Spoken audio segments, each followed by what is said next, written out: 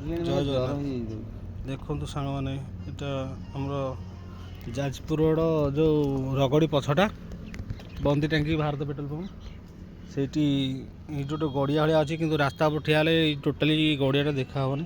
ପୁରା ମଝିରେ ଗୋଟେ ଏଇଟା ପୁରା କୂଅ ଭଳିଆ ହେଇଛି। ଏଇଠି ଷଣ୍ଢଟି ଗଳି ପଡ଼ିଛି।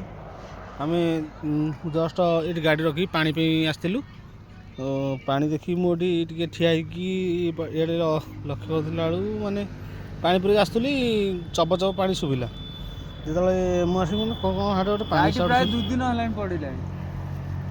ଦେଖିଲା ବେଳକୁ ଷଣ୍ଢଟି ପଡ଼ିଛି, କିନ୍ତୁ ବହୁତ ଦିନ ହେଲା ପଡ଼ିଲାଣି, 2-3 ଦିନ ଖଣ୍ଡେ ହେବ। ଯେତିକି ଟୋଟାଲି ସେ ପାଣି ଭିତରେ ଯେତିକି ମାଛ ଥିଲେ ସବୁ ପୁରା କୁଦେଇ ସାରିଲେଣି, କାହିଁକିନା ଷଣ୍ଢର ପଛ ଗୋଡ଼ ଦୁଇଟା ଦବି ଯାଇଛି।